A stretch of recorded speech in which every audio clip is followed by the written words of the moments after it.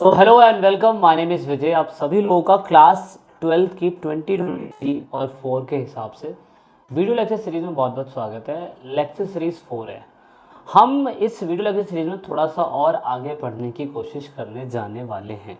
तो आप लोगों ने अभी तक जो भी वीडियो लेक्चर सीरीज देखी, मैंने जैसा कि कहा था कि इतिहास हमें कैसे पढ़ना है। इतिहास हमें दो तरीके से पढ़ना इस चैप्टर के अंदर है। वो ये है कि 0 से 600 साल पुराना इतिहास जो हम देख रहे हैं, हमने ये पढ़ने की कोशिश करी है। और 0 से जब हम लोग 600 साल आगे आएंगे तो हम लोग इतना पढ़ने की कोशिश करेंगे। कम से कम 1000 का टाइम पीरियड हम इसमें पढ़ने की कोशिश कर रहे हैं। 1000 के टाइम पीरियड में कितनी सारी डायनेस्टी आई होंगी, कितने सारे साम्राज्य आए और गए होंगे।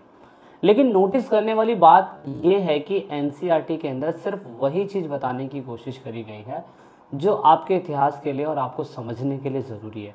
याद रखना, मैं जो भी टाइमलाइन बताऊंगा या जो भी मैं टॉपिक्स बता रहा हूँ, मैं उसको पूरी तरीके से उसी के हिसाब से बताऊंगा जो टाइमलाइन के हिसाब से आपको समझ में आ सके।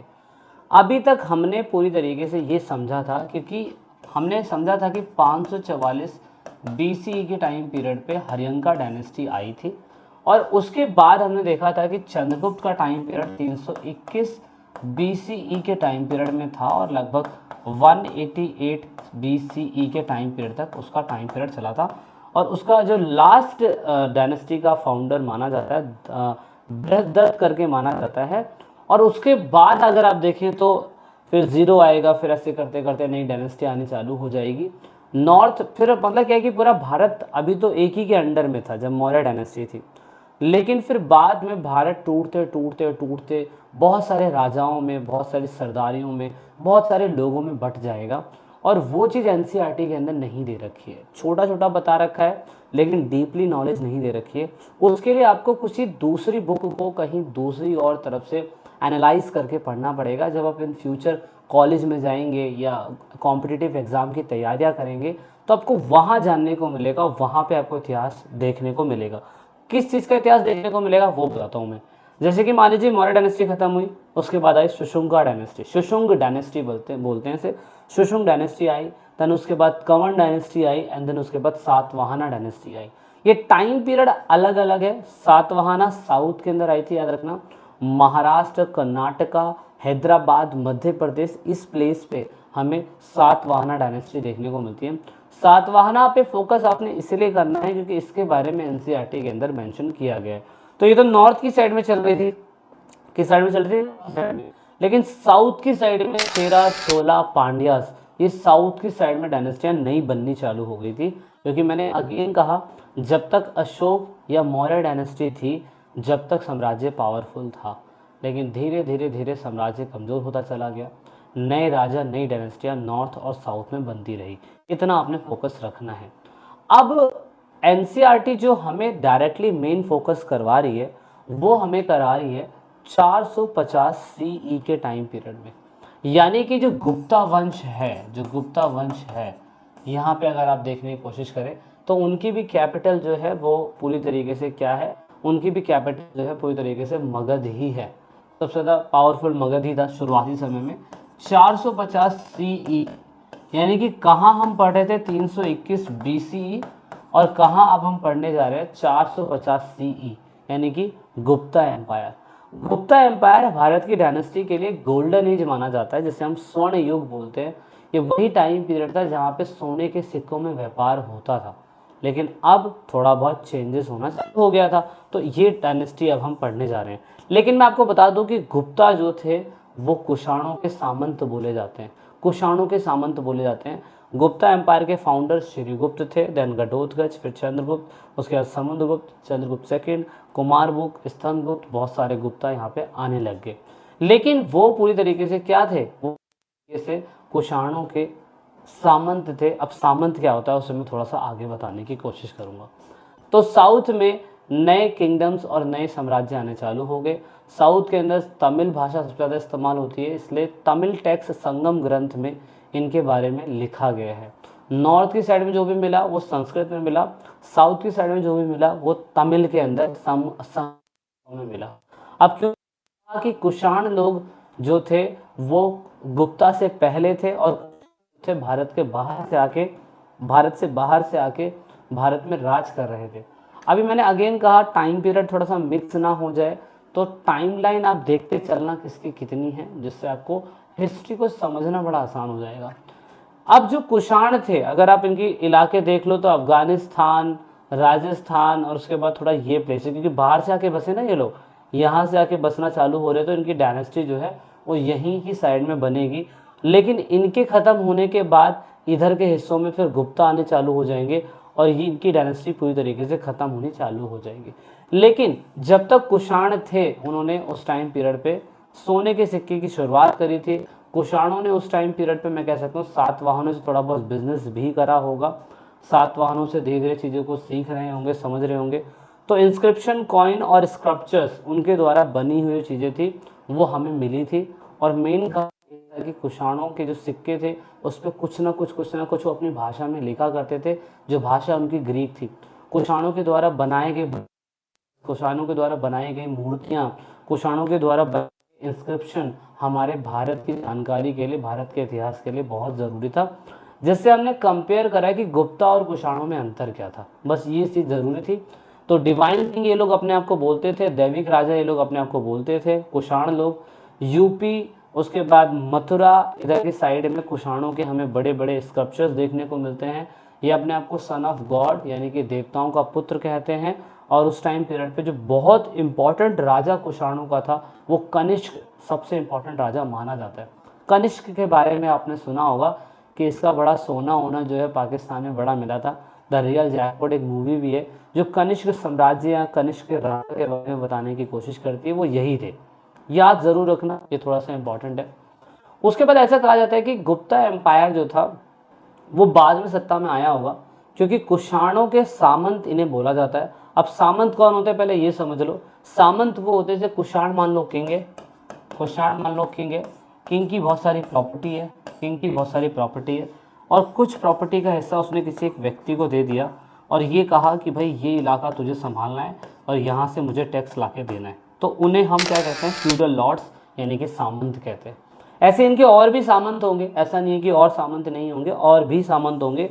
लेकिन सभी सामंतों में से गुप्ता बड़े चालाक, चतुर और समझदार, और इनको थोड़ी बहुत क्या कहते हैं लड़ने की विद्या जो थी, घोड़ों पे भाग कर लड़ना इनको बहुत अच्छा आता था।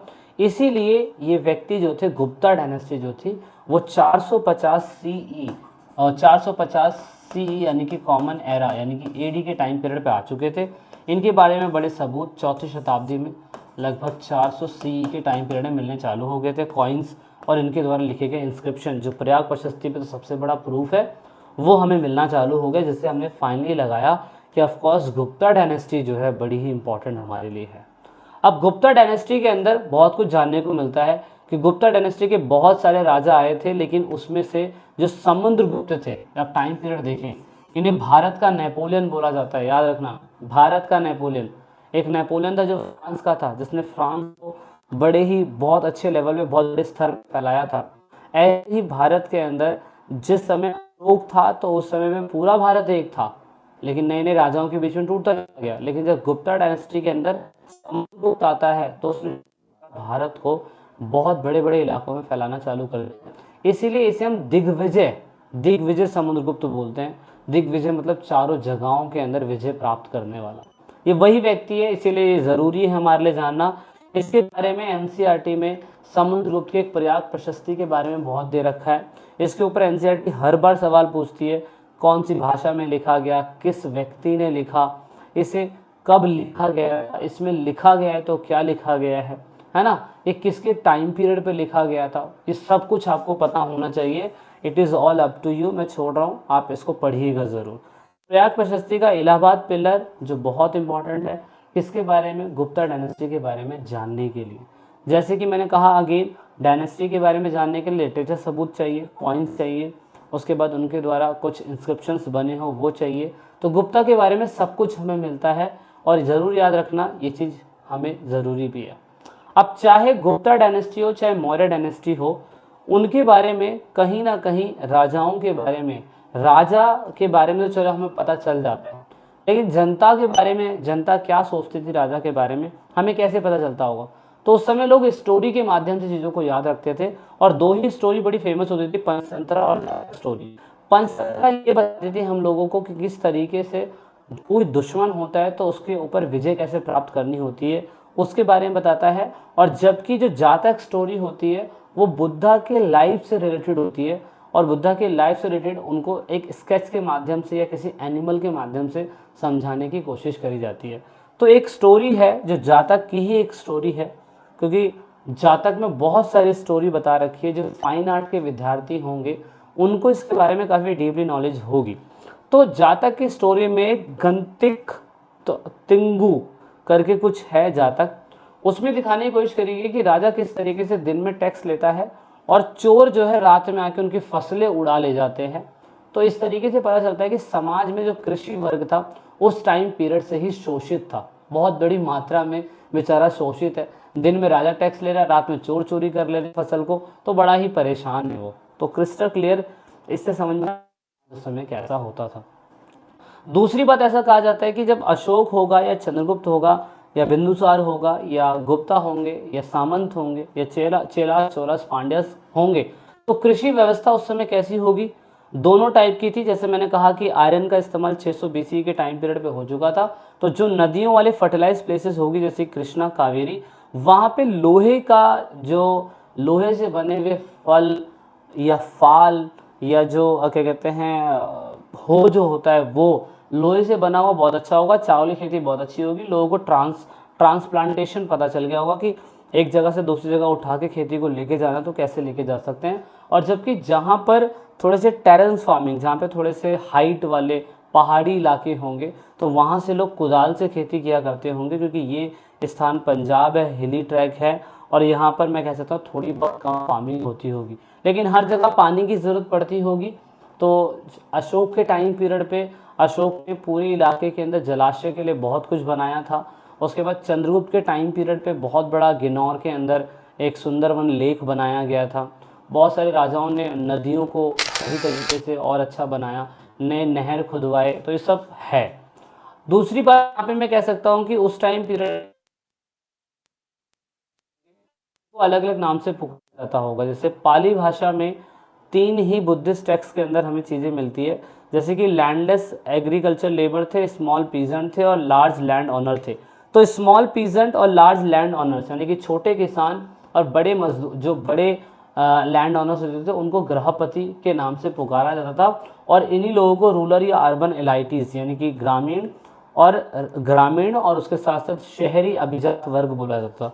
लेकिन संगम टैक्सेस में इनको कुछ और बोला जाता था जो तमिल भाषा में लिखा हुआ था। जैसे लार्ज लैंड ऑनर को हम लोग वेलार्स कहते हैं, प्लोमैन को हम लोग उलवार कहते हैं, स्लेव्स को हम लोग अनिमी कहते हैं। Again I am saying to you, ये इंपॉर्टेंट पार्ट इसीलिए क्योंकि एनसीईआरटी में इसके ऊपर क्वेश्चन बहुत बार आया है कि आप बताइए कि अनिमी को कौन सी भाषा से लिया गया है, कौन से टैक्सेस में था ये, और इसको बोलते क्या है। तो ये ज़रूरी है। मैंने कहा कि जब आप कॉलेज में जाएंगे तो भी फिर आपको दिक्कत होगी समझने में कि ये क्या है, कैसे आ गया, समझ में नहीं आया, तो ये चीज़ पे फोकस ज़रूर करना।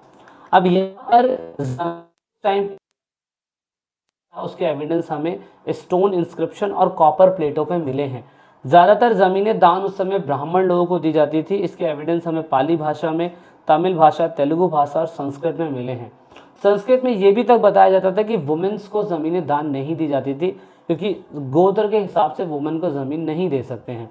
लेकिन इसके अपोजिट में हमें एक प्रूफ देखने को मिला था कि चंद्रगुप्त सेकंड की बेटी थी प्रभावती गुप्ता, और प्रभावती गुप्ता पहली महिला थी जिसने वाकाटक साम्राज्य के अंदर शासन किया था। और उसके जो हस्बैंड थे रुद्रसेन सेकंड, उनकी डेथ हो गई थी, और प्रभावती गुप्ता के 3 बेटे छोटे थे। तो रुद्रसेन के भाई भी थे जो रुद्रसेन की प्रॉपर्टी ले सकते थे, लेकिन चंद्रगुप्त सेकंड बड़े ही पावरफुल राजा थे गुप्ता डायनेस्टी के, जिन्हें हम चंद्रगुप्त विक्रमादित्य भी बोलते हैं, वो उनके फादर थे। तो जानबूझ के उनकी बेटी थी, तो इसलिए पावर के यूज़ में प्रभावती गुप्ता को प्रॉपर्टी दी गई और उन्होंने प्रॉपर्टी को पूरी तरीके से चलाया। तो ये थोड़ा सा एनसीईआरटी से अलग हटके, भाई शादी कैसी हुई, क्या हुई, ये उसमें नहीं बता रखा, लेकिन हमें जानना जरूरी है। ज़मीनें दान दी जाती थी, और ब्राह्मणों को ज़मीनें दान दी जाती थी उन्हें हम अग्रहार बोलते हैं, अग्रहार। और लोगों का मानना ये था कि ज़मीनें राजा दान दिया क्यों करता होगा, कारण सिंपल सा ये था कि ज़मीनें राजा इसलिए दान दिया करता था ताकि ज़मीनें और ज़्यादा फर्टिलाइज हो सके। उसके बाद राजा ज़मीनें जब दान दिया करता था तो दूसरे लोगों से अपना अलायंस बिल्ड कर लेता था, और राजा अपने आप को ये दिखाने की कोशिश करता था कि वो सुपरमैन है। दैट मीन्स वो अपने आप को दिखाता है कि मैं एक अच्छा इंसान हूँ। और ज़्यादातर राजा जो थे वो ज़मीनें दान इसलिए करते थे ताकि दूसरे लोगों से अगर अलायंस बिल्ड हो गया तो कल होगी, बंदा उसकी मदद करेगा। तो ये थोड़े से तरीके थे जो एनसीईआरटी में डीपली नहीं समझाए जाते हैं, जो आप ई पाठशाला पे देखते हैं। सो आई होप दैट वीडियो आपको अच्छी लगी होगी। लाइक शेयर सब्सक्राइब करना ना भूलें। नेक्स्ट पार्ट में जल्दी मिलेंगे और चैप्टर में बहुत कुछ मसाला आपको जानने को मिलेगा। जब तक जय हिंद, जय भारत, वंदे मातरम।